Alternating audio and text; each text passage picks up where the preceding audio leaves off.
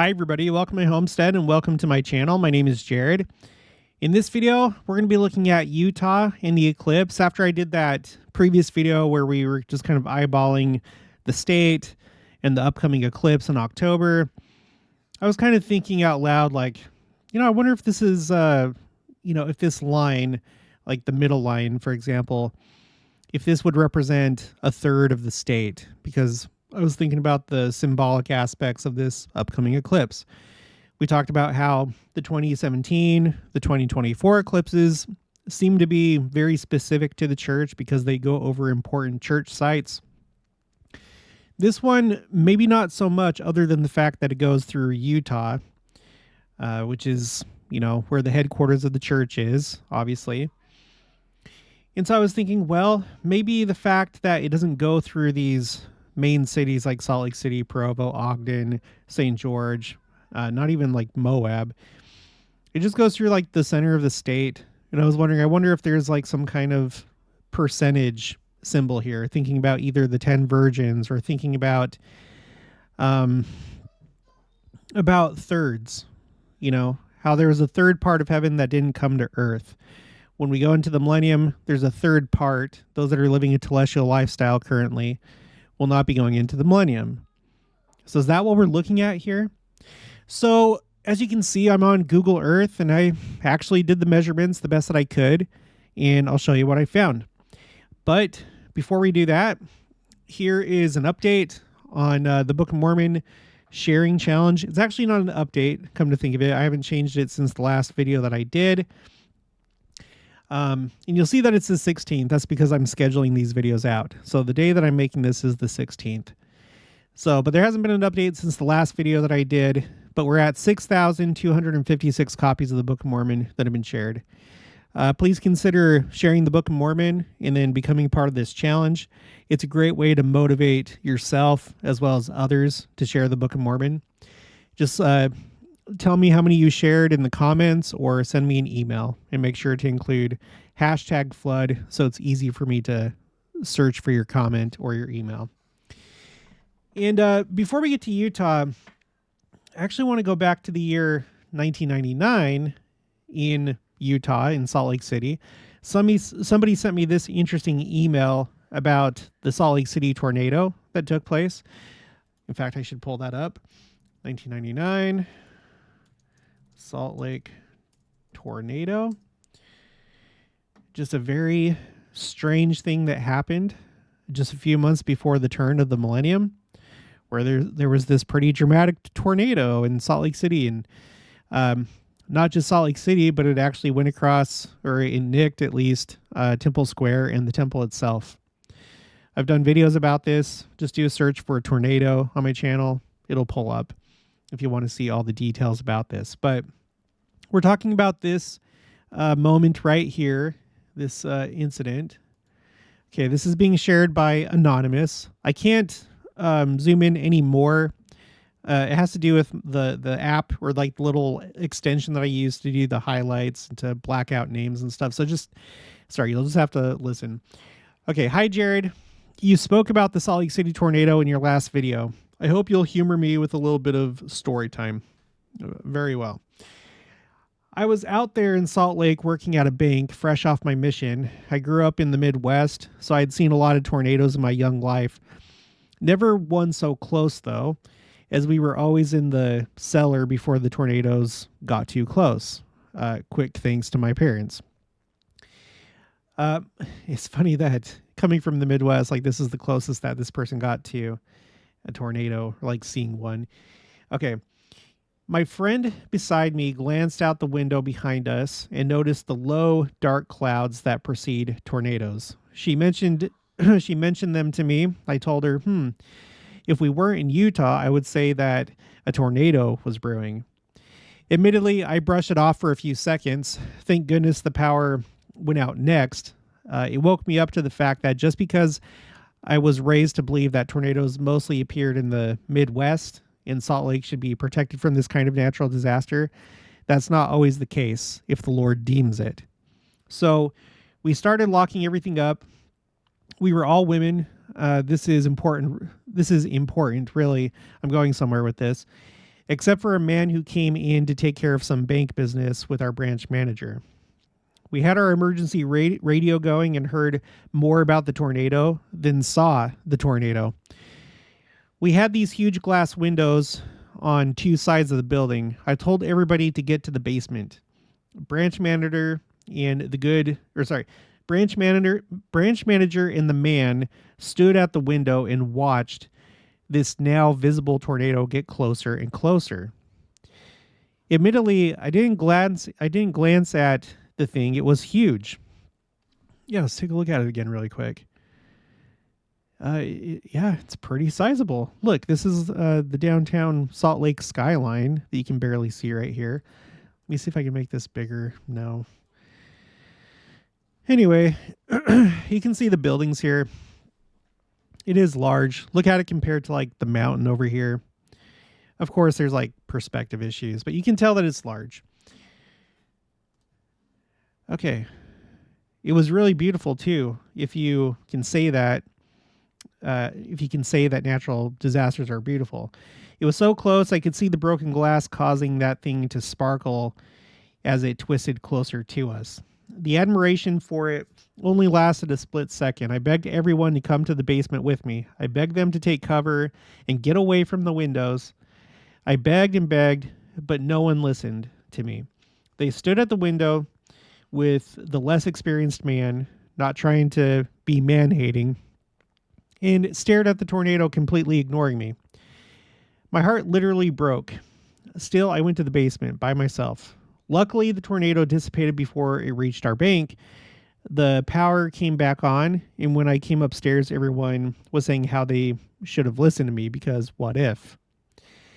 It still made me very sad, but here's the thing. As I think about that experience, not trying to compare myself to a prophet, mind you, I think about how the prophets have warned us. I saw the warning signs and almost ignored them because of where we were, thinking that that kind of thing couldn't happen here or to me. But then, when woken from my stupor, quote unquote, I tried warning the others as well, and they preferred to listen to someone else, someone with absolutely no experience. And I understand he was a man. I, as a woman, prefer to follow the man's lead. That day, I wouldn't. I follow the prophet because he knows things. He's experienced. He knows the Lord much more than I do, and he's going to help us find safety. I'm sorry, I'm not very eloquent with my words. Well, you are more than I am, and I'm the one doing this YouTube channel, so don't worry about it. So delivering the message isn't really going for me right now, laugh out loud. Hopefully you understand what it is I'm trying to say. Anyway, that's from another point of view during that time that I thought you might like to hear. If you decide to share this, please keep me anonymous. If not, I hope you enjoyed the story. Well, anonymous, no, I thought that was a really good story, and yet another thing that hopefully we can all benefit from and think about these warning signs that we're seeing, including these eclipses that I'm about to talk about. I would take it very seriously. This is just like, with the Beirut port explosion, the smoke, and then all of a sudden just a massive explosion that nobody could have guessed. And same thing here. Yeah. No one really thinks about tornadoes happening in the Salt Lake Valley. But it happened. And not only was it in the Salt Lake Valley, it was the downtown area. If someone were to tell you that there was going to be a tornado in the Salt Lake Valley, you would probably assume somewhere in the Central Valley, kind of away from the mountains. But no, it hit downtown Salt Lake City church headquarters. So, you guys, I hope that this is one of the benefits of my channel, is to help us look for the warning signs. Ultimately, we should listen to the prophet, but we also have the responsibility to watch for ourselves and not be oblivious to what's going on in the world. But especially listen to the prophet. Right now, he's wanting us to be peacemakers. He's wanting us to be on the covenant path. So many other things. So we know what to do. We should listen to him. And that's how we're going to find spiritual and temporal safety. So thank you, Anonymous, for sharing that story. Okay, so on to the Utah Eclipse. So I'm on nationaleclipse.com, and they have the path of totality. So the green line is the midway point, okay? This one up here is the northern edge. This is the southern edge. And so I decided to try and, duplicate this on Google Earth, okay? And it wasn't too hard to do. Of course, it's not going to be precise. I'm using this as a guide. Who knows how precise this is, but I think it's probably close enough. So for example, when doing the top edge, you can see that it almost goes into Wendover, which is a border town between Utah and Nevada. There's like casinos there and stuff on the Nevada side. But I kind of like looked at this and then looked over here. You can see the land features and stuff, and I was pretty much able to do it. And it doesn't have to be precise. I'm just trying to get like a ballpark percentage. So what I did is I looked at the area, the total area in square miles of Utah. So I got that number, which I got that from this. This is the utah.gov. Area size, Utah is 84,900 square miles. Okay, so using that figure, and then just doing, because like on Google Earth, you can pull up this ruler right here. You can choose line, path, polygon. So you do like a polygon, and then you make your shape, and then it'll tell you how many square miles right here, right? So that's what I did with these, and then I saved them. So I wanted to know what % of Utah is below the path of totality, this little triangle right here. What % is below the mid line of the path of totality? So this larger triangle right here. And then what % is below the northern edge, like this, okay? And then also, what % of Utah is above the northern edge, okay? And then I also took the area of the path of totality itself, okay? So this shape right here, and this is what I found. Let me pull up my thing. Okay, so from the southern edge down, that smaller triangle, that would encompass 8%, almost 8.5% of the state of Utah. From the middle line down to like St. George, like that larger triangle, but south of the path of totality, that would be 26%. And then from the northern line, it's 51%. Okay, so that's how it breaks down. The northern line is kind of what I think is interesting, and I realize this could be kind of like shoehorning it, but you could say that roughly, if we go back to the map, that from the northern line of the eclipse, a little bit more than half of the state is underneath it, and then a little bit more than half is underneath it, and a little under half is over here, but it's roughly half. This northern line basically cuts Utah in half, with 51% on this side and 49% on this side. So potentially that could call your mind to the 10 virgins, half and half. Okay. And then as far as the area within the path of totality, that was approximately 42%, which, that's approaching 50%. It's not 50%, but you could say that too. So, those are the measurements. Make of that what you will. It may be meaningless, or it might be. I tend to think that there's meaning in a lot of things. And this could be one of them. All right. Also, I should do this too. Let me think. I was wondering what temples there are inside the path of totality. I'm only aware of one. That would be in Monticello. I think that's how it's pronounced. Monticello, Utah. There's a temple there. I was going to say something to the effect of, it's interesting that there's probably not many temples inside the Path of Totality. Let me pull up that, let's see, maps of, or map of LDS temples. Go to this one. Let's go to Utah.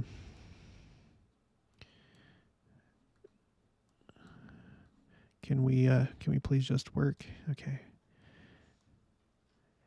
Oh yeah, that's the only one. Excuse me. I was questioning if there was one in Richfield that had been announced or anything like that. I don't know why I thought that, but so there's only one temple that's in the Path of Totality. All other temples in Utah are outside the Path of Totality. So I don't know if you could look at it that way.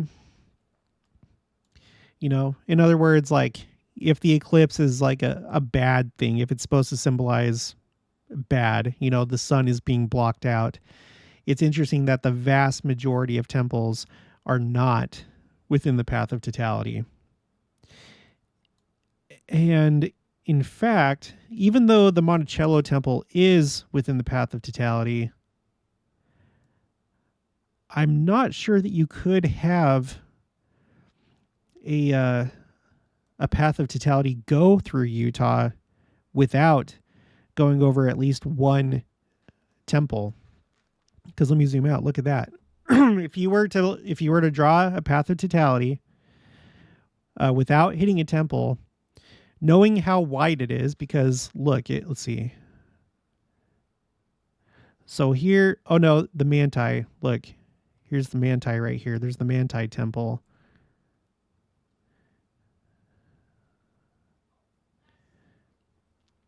It's currently under renovation though. So it's not active. It's not going to be active at the time. Here, let's, can I click on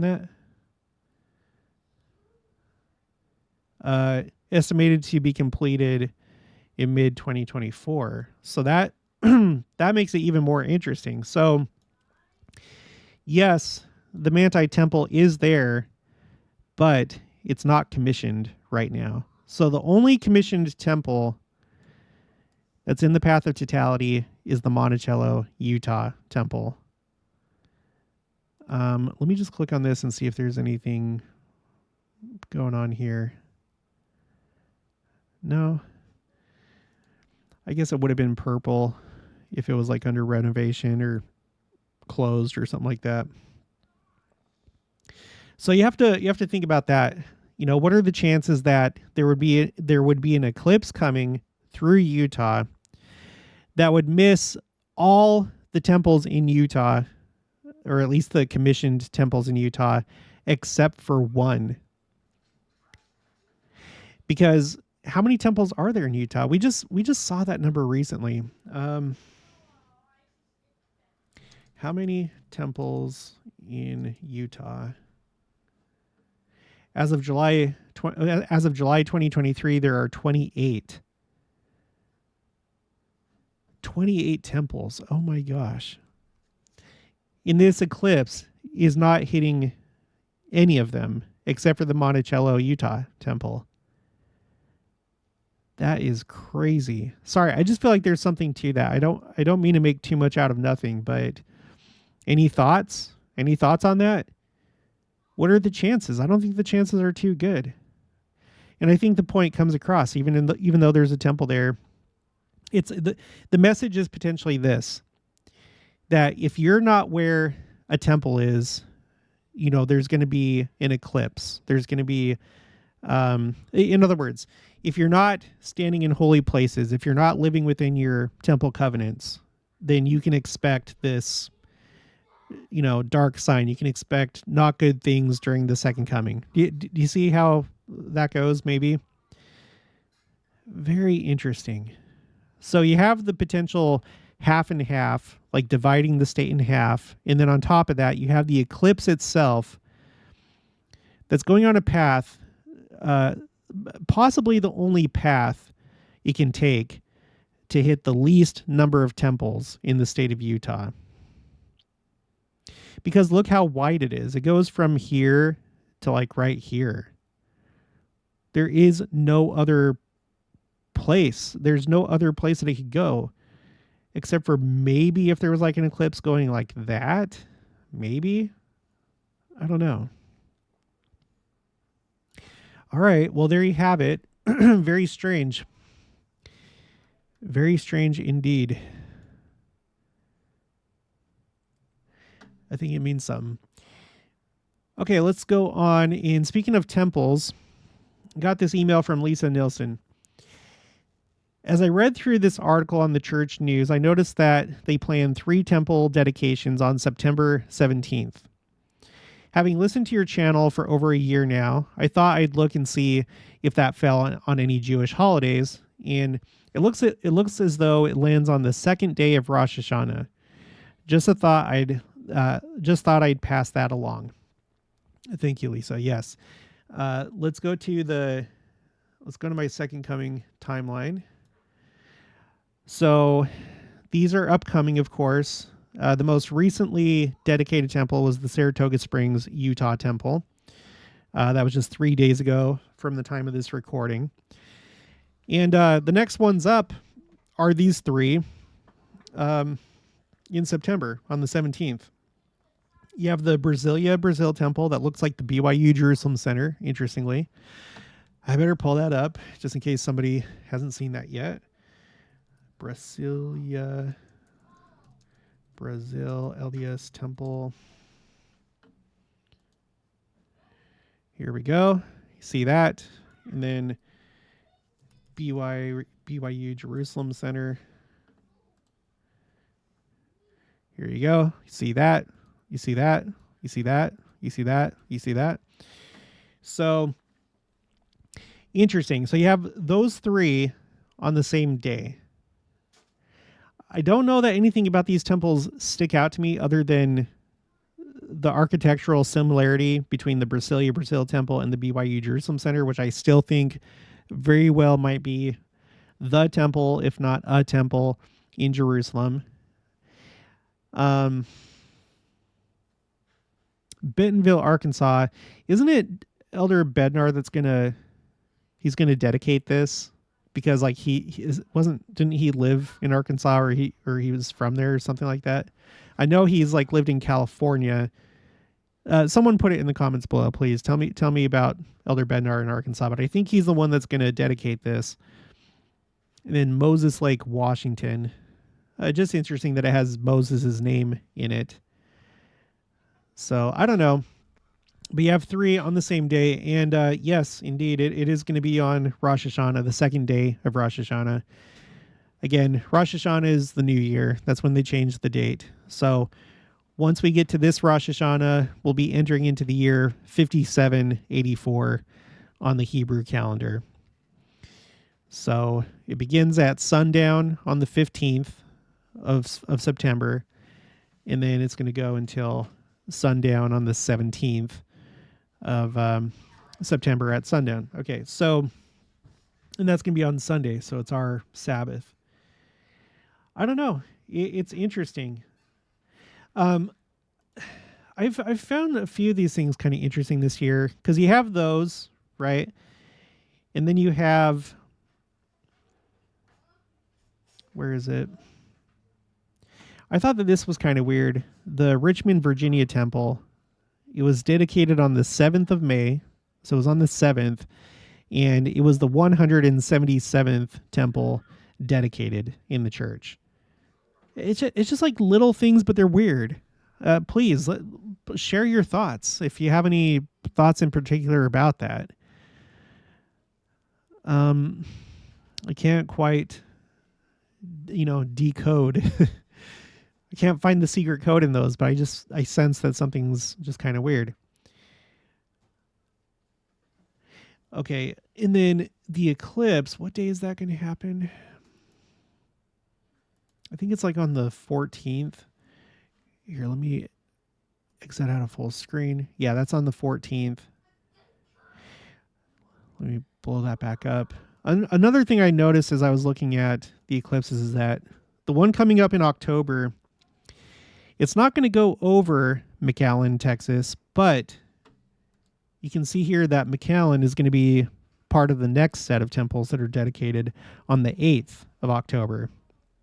So just a few days, excuse me, just a few days, 6 days before the eclipse, the McAllen, Texas temple is going to be dedicated.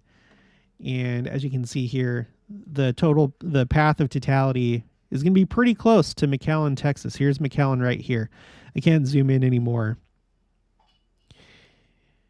And then, of course, it's going to go over Corpus Christi, or Body of Christ, which I think is interesting. We do have a temple in San Antonio. We have a temple in Lubbock or whatever, but that's not in the path of totality. We have a temple in Albuquerque. I don't know.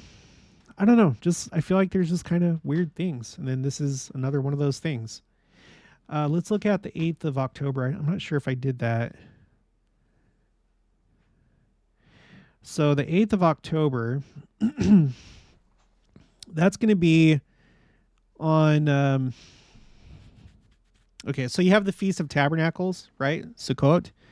Sukkot means like it's plural for sukkah, and a sukkah is like a booth or a tent, you know. So it's like tents basically, or booths. So you have the Feast of Tabernacles that runs from sundown on the 29th of September, and then it goes until the 6th. And then on on that last day, the 8th day, that's like the special day. They view it as like as an extension of the Feast of Tabernacles, but the Feast of Tabernacles is for the whole world, the nations of the world. But the last day, the 8th day, you could say, is like a private time with God and His chosen people, the Jews, called Shmini Atzeret.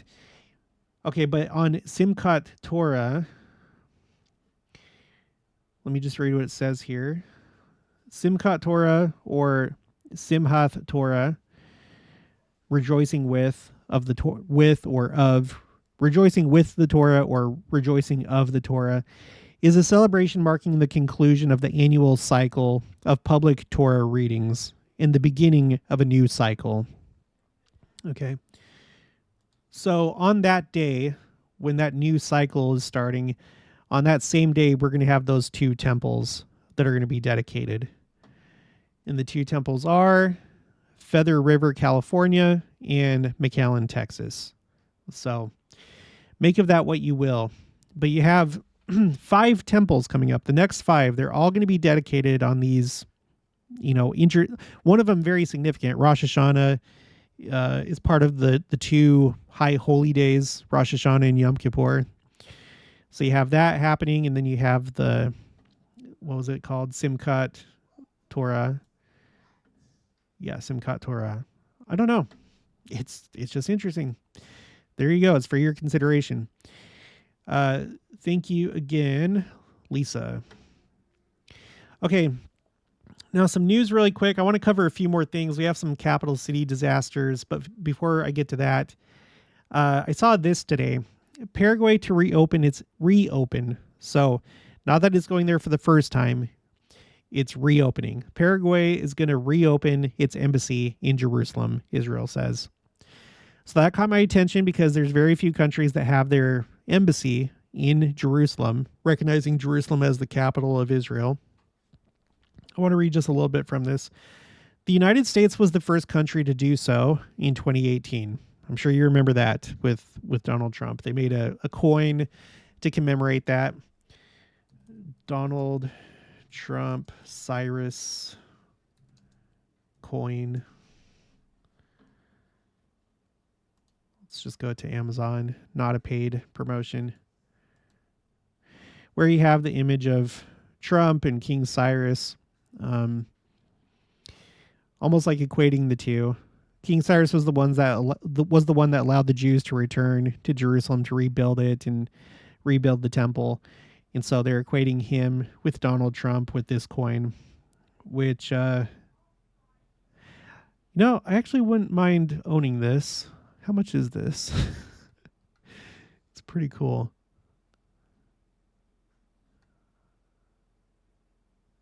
I don't know. I might actually buy one of these. It's just cool. Anyway, let's get back to the story. So the United States was the first country to do so in 2018. Interesting year for that to happen. President Nelson's first year as president of the church. There's so many things that happened to his first year. Don't think it's coincidence. And was followed by Guatemala, Honduras, and Kosovo. The countries that have embassies in Jerusalem acknowledge that the city is Israel's capital, while many in the international community refuse to issue such a recognition. Quote, "We continue to strengthen the international status of Jerusalem as the eternal capital of the state of Israel," Cohen said. And remember, having a last name like that would usually indicate that he's a priest. Like he's descended through Aaron, and it's the sons of Aaron's that are the priests. So he's part of the tribe of Levi, but more than that, he's one of the sons of Aaron. Okay, Paraguay is unusual. Whoa, what just happened? Paraguay, Spanish, it's messed me up. I'm going to say Paraguay. I think that's how we call it in English. Paraguay is unusual when it comes to recognizing the status of Jerusalem. It had already followed the U.S.'s lead and opened an embassy in Jerusalem, but then moved the mission back to Tel Aviv that same year when its government changed hands. To protest the move, Israel closed its embassy in Asuncion. It has now promised to reopen the mission next year. Now, the thing that's kind of weird, it doesn't seem like it has to do with like politics as far as like between parties or ideologies, because look at this. Pena, or maybe it's Pena because they don't have the thing. Pena, 44, secured a solid election victory in April and replaced Mario Abdo Benitez. Both are from the conservative Colorado Party, which has dominated Paraguayan politics for the last 3/4 of a century. So it doesn't seem to have to do with their party or their ideology. I'm not sure what prompted it, but whatever the case, it's going back to Jerusalem. So that makes a total of 5 countries: the United States, Paraguay, Guatemala, Honduras, and Kosovo. Okay. Next, I have an email from Anonymous, Capital City Disasters. Hello, Jared. I'm 70 years old and live in Mandeville, Louisiana. I struggle with social media, so I don't really know how to get in touch with you. I hope this works. Yes, Anonymous, this is actually the best way to get in touch with me is through email. I'm not so good keeping up on my Facebook and Instagram messages. And as a side note, if you're letting me know that you've shared the Book of Mormon, please don't do it that way. Send it by email or comments. It's just, I don't know. That's just how it works. Okay. There have been 2 more recent capital cities here in the U.S. that have experienced very bad storms in late July 2023. The first was a destructive windstorm in Washington, D.C. on the evening of July 29th. I didn't know about this. I don't know how I didn't know about this, but I'll show you guys in a minute. There were a lot of trees down and damage to several buildings. It was reported in the Washington Post. I'm surprised someone hasn't brought this to your attention. Yeah, no, I don't know. I missed it somehow, and then you're the first one to tell me. The second was Baton Rouge, Louisiana, on the 31st of July. There were several trees blown down. 3 were at Baton Rouge Temple, and the U.S. flag was torn off the flagpole by the wind. Holy cow. I know this because my husband and I were cleaning the temple on August 1st and spoke with the facilities manager who was working on clearing up the grounds that morning. I appreciate your channel and I'm enjoying watching your older videos. Yeah, you guys, please watch my older video. I've done so many different things. Just like if you're up to date, if you can stand it, if you like the channel, just know that I have tons of videos going back. I feel like all of which have really good things to share. So either watch a playlist, I have multiple playlists, or just, go back. I'm very prolific with my videos because there's a lot to talk about. Okay, I have learned a lot and know I can always count on you to report the truth as taught by our prophets. Please keep me anonymous. Sincerely. Let's take a look at this. So 80-mile-per-hour winds rip through Washington, D.C., causing significant damage across Metro. Yikes. I don't know how I didn't hear about this. And by the way, if you're new, I'm keeping track of disasters that happen to capital cities. I'm doing capital cities because it's hard to keep track of every major city. So if you just narrow it down to capital cities, whether it's national, state, territorial, provincial capitals, it's easier to track. And that by itself actually keeps me pretty busy. Everything that you see here, with the exception of these bottom two, are since March of this year. All of this is since March of this year. I have them color-coded by disaster. So, as you can see, we're about to go over 1, 2, 3, 4 new disasters or entries on this spreadsheet. So Washington, D.C. Severe storms on Saturday produced wind gusts of hurricane force around the District of Columbia, downing trees and leading to widespread power outages. First responders were busy in the first hours after the storm, responding to calls of trees on top of homes and cars, and called the damage in some neighborhoods significant, quote unquote. The National Weather Service said wind gusts with storms that tore through the nation's capital were estimated to have topped 80 miles per hour and were accompanied by torrential rainfall and frequent lightning. I can't remember what the threshold is for hurricanes. Let's see. U.S. Hurricane categories. The Saffir-Simpson scale. So to be a category 1 hurricane, based on this U.S. scale, it has to be 74 miles per hour. So this was 80. So this is like a solid category 1, would be a category 1 rating if it was a hurricane. But that's how fast the winds got to you. 80. And were accompanied by torrential rain and frequent lightning. There's a tree on top of those cars. This is kind of why I want to I have a couple trees around my home, and I'm thinking that I want to bring them down.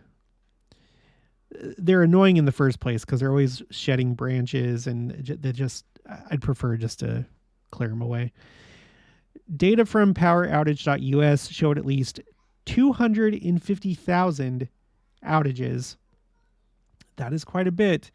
When we go to that website, you see they have these categories. So it goes from 0 to 10, and then 10 to 50, and 50 to 100,000. So it was in the red. It was beyond red, essentially. Right now in North Carolina, they have 48,000 out. I'm not sure why. California, 15,000. So anyway, but they were in the red. So hurricane force winds, a category 1 classification, and then over 100,000. It was 250,000 without power. Okay, sorry. And authorities urged residents to only use 911 for life-threatening emergencies. As of Sunday morning, that number had dropped significantly to just over 80,000 outages reported. So that would have been still in the orange, going from red to orange on this scale right here. Dozens of embassies along what is known as Embassy Row in the northwest section of the district were included in those without power. Extensive tree damage was reported around the National Cathedral and the U.S. Naval Observatory, where the residence of the vice president is located. At least 2 people were injured in the storm after their SUV was crushed after a falling tree. Firefighters said both were transported to a local hospital with injuries that ranged from minor to serious. Authorities in Virginia said that they are investigating the death of a 43-year-old man in Dumfries after a tree fell onto his home. Prince William County Police said in a Facebook post that the death is possibly related to the storms. So I find it very strange. I think there is unconventional warfare, including the manipulation of weather. And this is one reason why. So you have Washington, D.C. that got hit by this really powerful storm. And then after that, let's see, I'm looking for it here. Then we have shortly after, just a couple days later, you have Beijing that got hit with the heaviest rainfall since records began. And then you also had Moscow just like 10 days before that. Moscow gets hit, and then Washington, D.C. gets hit 10 days later. And then a couple days after that, Beijing gets hit. These are major countries. I've shown you the videos of the flooding, well, pictures and videos in Moscow and Beijing, and it was no small thing. And then here you have the Washington, D.C. area, almost a quarter of a million people without power, and then hurricane force winds. I don't know. So odd. Okay, next. Louisiana. Heat records melt away in Louisiana. One city just endured its hottest month ever. So, I don't know if like the highlights, because sometimes the highlights don't stick. Oh, there we go.